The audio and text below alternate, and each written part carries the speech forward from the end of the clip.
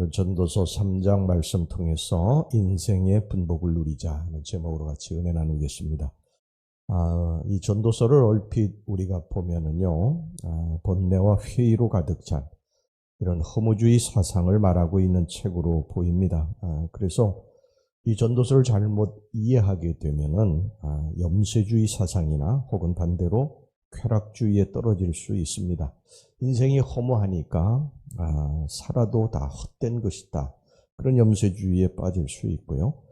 인생을 살아보니까 다 허무한 건데 인생 막 살자. 그러는 그 쾌락주의가 또 생길 수가 있습니다. 그러나 전도서는 결코 인생의 허무함을 논하는 책이 아닙니다. 헛되고 헛되다. 이런 허무에 대한 이야기가 계속 나오는 것은 이런 그 허무라고 하는 인생이 살아보니까 허무한 것이다 하는 것을 이 솔로몬이 이야기하면서 인생이 허무한 것이니까 막 살아야 된다.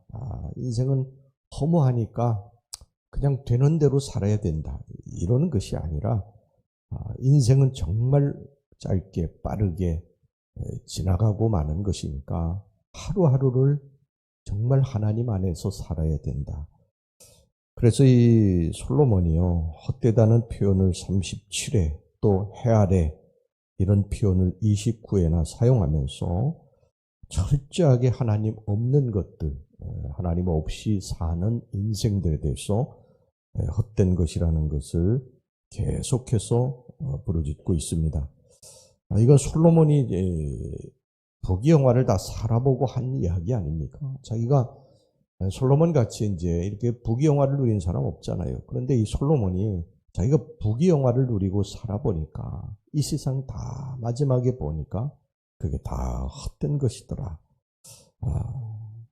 이렇게 솔로몬은 이 전도서 1장 2장에서요. 이 헤아래 인생의 허물을 통렬히 지적한 다음에 한 줄기 소망의 빛처럼 그 허무의 터널을 벗어날 수 있는 비결을 제시하고 있습니다.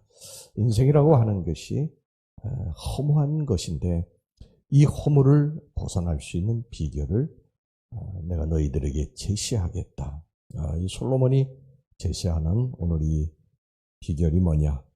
첫 번째는요, 하나님의 주권적인 섭리를 겸손히 너희들이 인정해야 된다고 하는 것입니다. 1절에서부터 15절까지 보면 천하에 때가 있다. 이렇게 말을 하고 있습니다.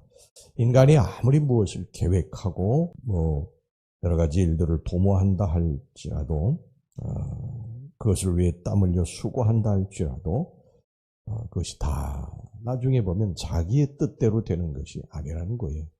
우리가 인생을 살아봐서 알지 않습니까? 자기가 어떤 일을 계획한다 할지라도 그 계획대로 되지를 않아요. 무엇인가 내가 이렇게 해서 오늘 하루도 계획을 세워봅니다. 저도 그런 때가 참 많거든요. 오늘 월요일날 어떤 계획을 좀 세워서 누구를 만나고 어떻게 해야 되겠다 이런 계획을 세우는데 그게 전혀 내 계획대로 되지를 않아요. 짧게는 오늘 하루가 그렇고 또 한 달 또 1년의 계획을 세우지만 그 계획대로 되지를 않아요. 그것은 무엇을 의미합니까? 인생의 주인은 내가 아니라는 것입니다. 내가 인생의 주인이면 내 뜻대로 돼야 되지요. 그렇죠? 그런데 내 뜻대로 되지를 않는 거예요. 하나님의 계획, 내 배후에서 나를 이끌어 가시는 나의 주인이신 하나님의 계획대로 되는 것입니다. 그래서 우리는 늘 이렇게 기도해야 됩니다. 내 뜻이 아니라 하나님의 뜻을 이루소서. 우리가 오늘 찬송하지 않았습니까? 주님의 뜻을 이루소서. 주님의 뜻을 이루소서. 잠언서 16장 9절에 보면요. 사람이 마음으로 자기의 길을 계획할지라도 그의 걸음을 인도하시는 이는 여호와시니라. 여러분 우리 인생을 하나님이 이끌어 가십니다. 그러니까 하나님 앞에 우리가 겸손히 물론 내가 해야 할 일은 해야죠. 그러나 내가 해야 할 일을 한다고 해서 내 뜻대로 되는 건 아니에요. 하나님 앞에 겸손하게 나의 인생을 맡기는 것입니다. 주님, 제가 이 일을 원합니다. 그리고 최선을 다했습니다. 그러나 내 뜻대로가 아니라 하나님의 뜻대로, 하나님의 계획대로, 하나님이 원하시는 대로 이끌어 주옵소서. 이 겸손히 인정하는 것, 우리가 인생을 행복하게 살 수 있는 비결이에요. 여러분, 내 뜻대로 내 맘대로 막 되기만 원한다면요, 그것이 안 됐을 때 너무너무 마음이 아프고 힘들고 고통스럽고 그렇지 않습니까? 그런데 주님의 뜻을 이루소서. 그러니까 내가 살다 보면 뭐 좋은 일도 있고 어려운 일도 있잖아요. 건강할 때도 있고 병들 때도 있고. 근데 이 모든 것들이 다 하나님의 철저한 계획과 섭리 가운데서 움직여가는 것이다. 우리가 요셉의 삶을 보면 알 수 있지 않습니까? 요셉이 뭐 노예로 팔려가는 걸 원했겠어요? 감옥에 들어가는, 모함을 받고 감옥에 들어가는 걸 원했겠습니까? 그럼에도 불구하고 요셉의 인생이 그렇게 펼쳐지지 않아요. 그런데 이게 요셉이 원하지 않은 삶이면 그 배후에서 요셉을 이끌어 가신 하나님의 계획이 있으시다는 것이죠. 하나님 그 계획이 있었지 않습니까?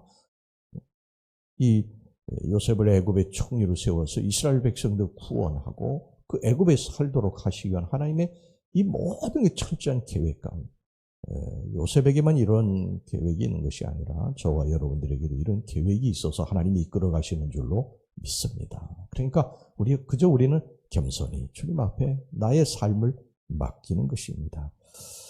그 다음에 두 번째요, 11절 보겠습니다. 11절. 하나님의 모든 것을 지으시되 때를 따라 아름답게 하셨고 또 사람들에게는 영원을 사모하는 마음을 주셨느니라. 그러나 하나님이 하시는 일의 시종을 사람으로 측량할 수 없게 하셨도다.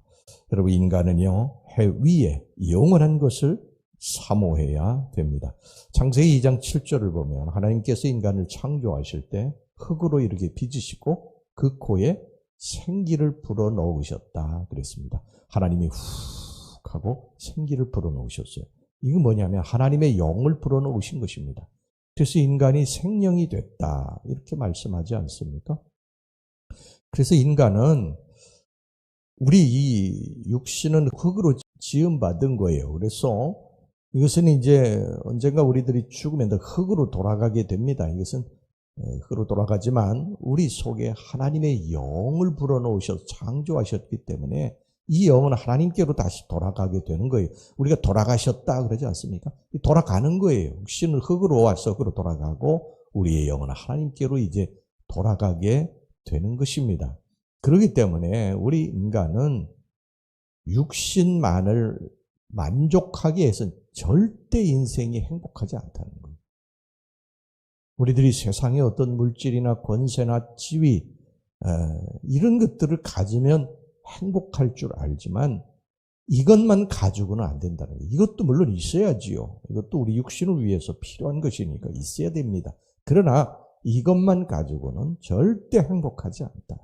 그 왜 그러냐면 창조 때 하나님이 하나님의 영을 부어서 만드셨기 때문에 우리의 영의 만족함이 있어야 되는데 우리의 영의 만족함은 어디서 오느냐?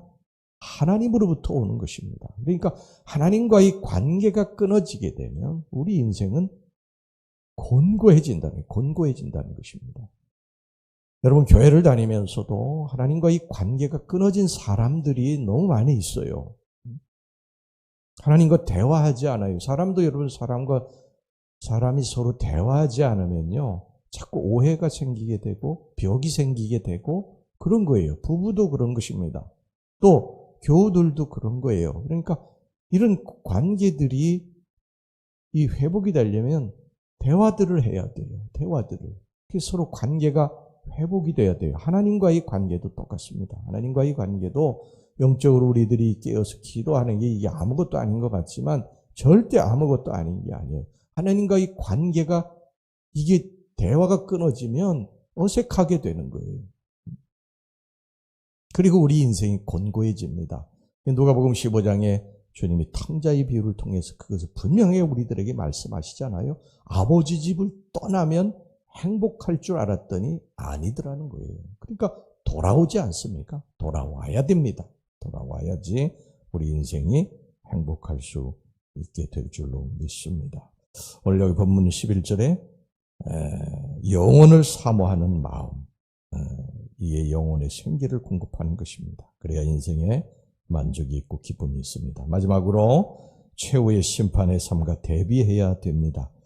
전도자는 인생사를 살피는 가운데 공의를 구해야 하는 최후의 보루가 되어야 될 법정에서도 불법과 악이 엄연히 존재하는 현실을 보았어요. 16절 보겠습니다. 또 내가 해 아래에서 보건대 재판하는 곳 거기에도 악이 있고 정의를 행하는 곳 거기에도 악이 있도다. 이게 뭐냐면 결국 해 아래 세상에서는 참 공의와 정의가 없다는 것입니다. 아무리 재판장에 공평하게 하려고 해도 그게 안 되는 것이죠. 안 되는 것입니다. 다 어떤 법관의 판단에 의해서 법이라고 하는 것도 해석하기 또 나름 아니겠어요?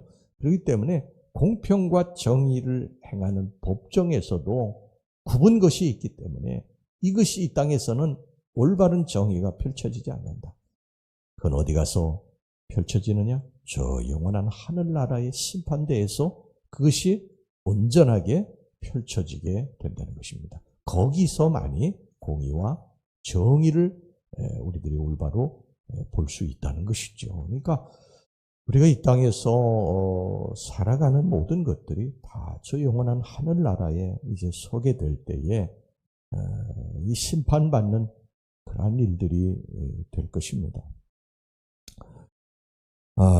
21절 보겠습니다. 인생들의 혼은 위로 올라가고 짐승의 혼은 아래 곧 땅으로 내려가는 줄을 누가 알랴. 그래서 짐승은 제 본능대로 제 욕구대로 자기 마음대로 살다가 흙으로 돌아갑니다. 근데 우리 인간은 창조주 하나님께로 돌아가서 그 앞에 서야 되지 않아요.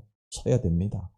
그래서 하나님께서 이 법정에서 선악을 판단하는 최후의 심판을 하시고 우리가 그 이제 판결을 받게 되는 것이죠. 17절 보겠습니다. 내가 내 마음속으로 이르기를 의인과 악인을 하나님이 심판하시리니 이는 모든 소망하는 일과 모든 행사에 때가 있음이라 하였으며 그 심판은 이 땅의 심판과는 다릅니다. 이 땅의 심판은 딱 굽어진 판결이 아무리 공정하다고 해도 있을 수밖에 없어요.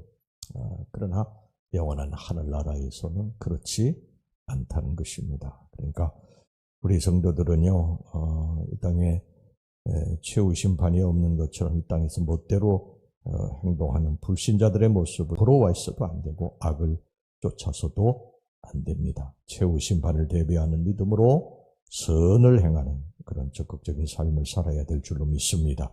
12절에 14절까지 보겠습니다. 사람들이 사는 동안에 기뻐하며 선을 행하는 것보다 더 나은 것이 없는 줄을 내가 알았고 사람마다 먹고 마시는 것과 수고함으로 나악을 누리는 그것이 하나님의 선물인 줄도 또한 알았도다.